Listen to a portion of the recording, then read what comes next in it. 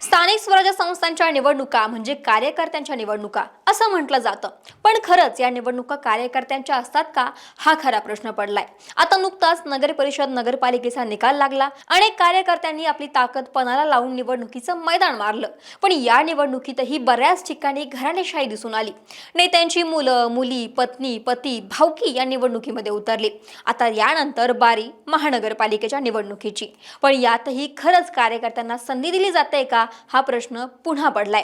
कारण फक्त पुण्याचं बोलायचं झालं तर पुणे महानगरपालिका निवडणुकीच्या उमेदवारांच्या रांगेमध्ये सामान्य कार्यकर्त्यांच्या पुढे नेत्यांची लाडकी बाळच जास्त असल्याचं चित्र पाहायला मिळालंय, ज्यामुळे कार्यकर्त्यांनी फक्त सतरंजा उचलायच्या का असा सवाल उभा राहिलाय। नेमक्या कोणत्या नेत्यांची मुलं नातेवाईक या निवडणुकीच्या रिंगणामध्ये उतरतायत पाहूयात व्हिडिओच्या माध्यमातून।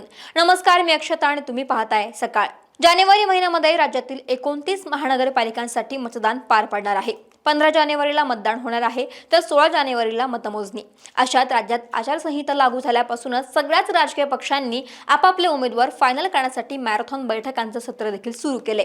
एकीकडे नेते उमेदवार निश्चित करण्यासाठी मुलाखती घेत आहेत, तर दुसरीकडे आपली उमेदवारी फायनल व्हावी यासाठी भावी नगरसेवकांनी जोरदार लॉबिंग सुरू केले। आणि यात कार्यकर्त्यांच्या निवडणुका म्हटल्या जाणाऱ्या निवडणुकीमध्ये उमेदवारांच्या रांगेमध्ये सामान्य कार्यकर्त्यांच्या पुढे नेत्यांची लाडकी बाळच जास्त दिसून येत आहेत। पुण्यात 41 प्रभागांमध्ये 165 नगरसेवक निवडून जाणार आहेत आणि यामध्ये देखील नेत्यांच्या लाडक्या बाळांनाच जायचं असल्यामुळे कार्यकर्त्यांनी फक्त सतरंजा उचलायचं काम करायचं का असा संतप्त सवाल सर्वच राजकीय पक्षातील कार्यकर्त्यांनी उपस्थित केलाय।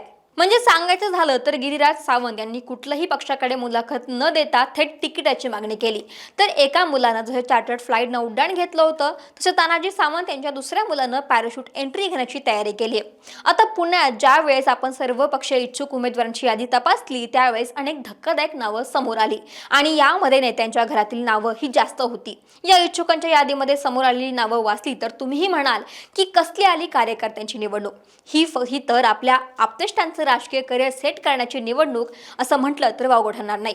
आता यातली नावं जर आपण पाहिलं तर कुणाल टिळक, दिवंगत आमदार मुक्ता टिळक यांचे पुत्र, स्वरदा बापट, दिवंगत खासदार गिरीश बापट यांच्या सूनबाई, राघवेंद्र मानकर, माजी उपमहापौर आणि राष्ट्रवादी काँग्रेसचे माजी शहराध्यक्ष दीपक मानकर यांचा मुलगा।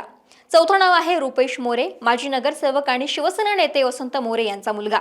त्यानंतर करण मिसाळ, आमदार आणि राज्यमंत्री माधुरी मिसाळ यांचा मुलगा।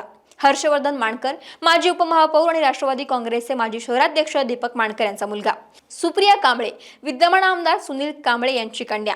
प्रणव धंगेकर, शिवसेना महानगर प्रमुख आणि माजी आमदार रवींद्र धंगेकर यांचा मुलगा। सुरेंद्र पठारे, वडगाव शेरी विधानसभा मतदारसंघाचे राष्ट्रवादी काँग्रेस पक्षाचे विद्यमान आमदार बापू पठारे यांचा मुलगा। यासोबतच प्रियंका शेडगे, माजी उपमहापौर सरस्वती शेंडगे यांच्या कन्या। हेमंत बागुल, माजी उपमहापौर आणि पुणे महानगरपालिकेमध्ये नगरसेवक राहिलेले आबा बागुल यांचा मुलगा। चेतन टिळेकर, विधान परिषदेचे आमदार राहिलेले योगेश टिळेकर यांचा भाऊ। ईशान तुपे, राष्ट्रवादी काँग्रेसचे हडपसर विधानसभा मतदारसंघाचे विद्यमान आमदार चेतन तुपे यांचा मुलगा। मयुरेश वांजळे, मनसेचे दिवंगत माजी आमदार रमेश वांजळे यांचे पुत्र। महेश पुंडे, भाजप नेत्या आणि माजी नगरसेवक कालिंदा पुंडे यांचा मुलगा। ही नावं जरी असली तरी इच्छुक उमेदवारांच्या यादीमध्ये कार्यकर्त्यांच्या कितीतरी पुढे ही नावं होती। आता जर ही 16 नावं असली तरी प्रत्यक्षात उमेदवारी जाहीर झाल्यानंतर यामध्ये आणखी नावांची भर पडण्याची ही शक्यता आहे। नेत्यांच्या मुलांमुळे कार्यकर्त्यांना उमेदवारी मिळवण्यासाठी मोठी कसरत करावी लागते, तर दुसरीकडे आपल्या लाडक्यांना उमेदवारी मिळवण्यासाठी त्यांचे आप्तेष्ट लॉबिंग करत उमेदवारी खेचून आणण्यामध्ये यशस्वी ठरत आहेत। त्यामुळे कार्यकर्त्यांच्या निवडणुकीमध्ये कार्यकर्त्यांचाच बळी जातो ही भावना वाढीच लागली आहे हे मात्र नक्की। पक्षासाठी आम्ही रात्रंदिवस काम करतो, मात्र उमेदवारी देण्याची वेळ आली की कार्यकर्ता हा सतरंजी उचलताना दिसतो आणि नेत्यांचे लाडके बाळ मात्र उमेदवारी घेऊन जातात। मग स्थानिक स्वराज्य संस्थांच्या निवडणुकांना भाषणांमध्ये तरी कशाला कार्यकर्त्यांची निवडणूक म्हणता असा संतप्त सवाल कार्यकर्त्यांनी उपस्थित केलाय। महाराष्ट्रातील सर्व बातम्यांचे विश्वासार्ह व्यासपीठ, सकाळच्या सर्व सोशल मीडिया प्लॅटफॉर्मला लाईक, फॉलो आणि सबस्क्राईब करा। तसंच सर्व नोटिफिकेशनसाठी बेल आयकॉन प्रेस करायला विसरू नका।